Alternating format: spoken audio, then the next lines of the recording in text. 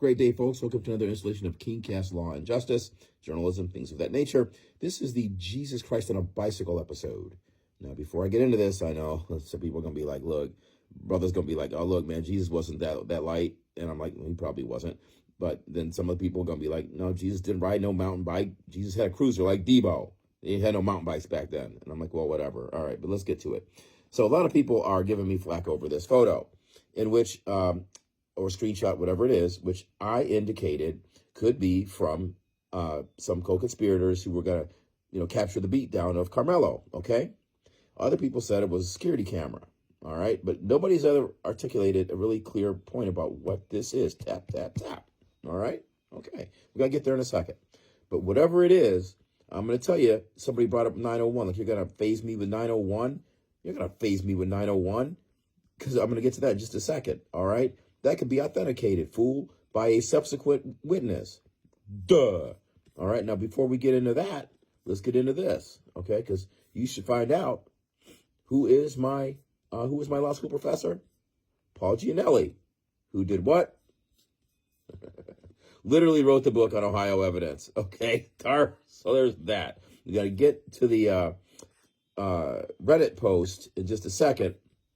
But before we get there, all you clowns, you ever call me a racist and all that stuff, this is ridiculous, dude. You need to listen to my post here about music and racism and how, music is a binding agent for people. When I talk about the Rolling Stones versus Led Zeppelin, things of that nature, Sly and the Family Stone, just a whole bunch of interesting discussion in this video about the power of music to racially unify. And the song in particular I singled out is Hand of Fate by the Rolling Stones, which... Mick Jagger, he honorary black. Anyway, now let's get to the law. Okay, this person wrote a post, clearly indicating that you're being disingenuous for vilifying Karmelo. And he says 5'9", 140. That's not accurate. He's my size. He's 165. All right, 5'9", 5'10", right? And Austin 6 feet, 230. That's about accurate. Mother said 225. That's close to accurate. And then he, has some questions about it later on. He edited his opinion and stuff like that. Well, I'm going to bring you around to what the law is.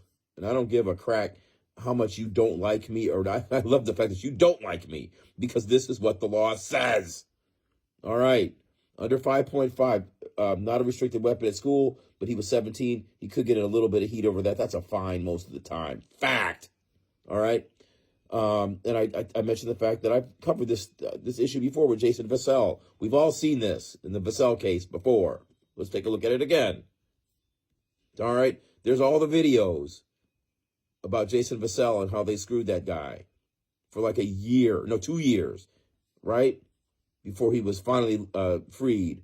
He was attacked by 2 people in his own dorm room and in his own dorm building. He defended himself with a pocket knife and, got the better of one of them. They didn't even charge one of them white boys who were trespassing and drunk and had all kinds of misogyny and other abuse in their records. Facts. And he had no record. Facts. Just like Karmelo had no record. Facts. All right. So I explained there's no reason for the state camera to be grainy.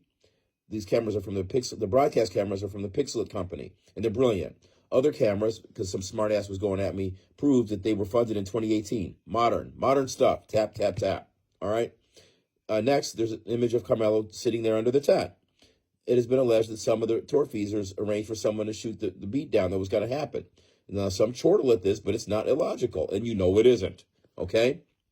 There's my Facebook post about that. All right. We'll listen to that in a minute. But, back to this. Nick Angel, let's have at it, bro. I says, you explain the picture then, because it's obviously not a security image. You know why? Because the government would want the public to see the fracas from the best possible angle, right? They wouldn't want to shield the public from any, usable information, would they? Nah, they would never do that. So who shot it and why? You tell us, Einstein.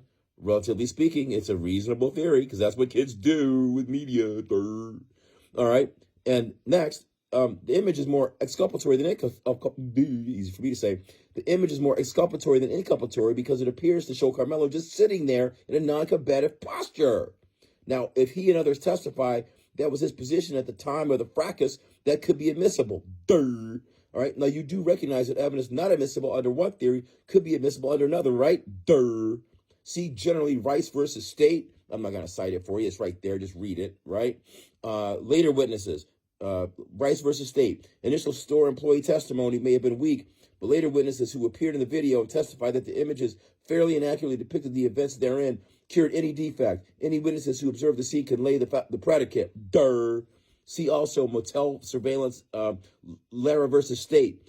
Motel manager testified he pulled the recordings at police request.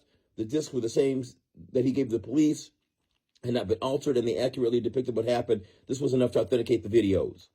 Police-body cam, Carter versus State. Upheld admission of body cam video authenticated by a detective who appeared in the video and described the entire encounter, rejecting the argument that only the officer who wore the camera could authenticate. Durr, that's what I said. Durr. Gonzalez versus State reiterated that motion pictures are authenticated like photos and expressly rejected the argument that the only person who recorded the cell phone video could authenticate it. Durr. Texas Evidence Rule 901, period. In general, to satisfy the requirement of authentication, the proponent must produce evidence sufficient to support a finding that the item is what the proponent claims it is. Durr.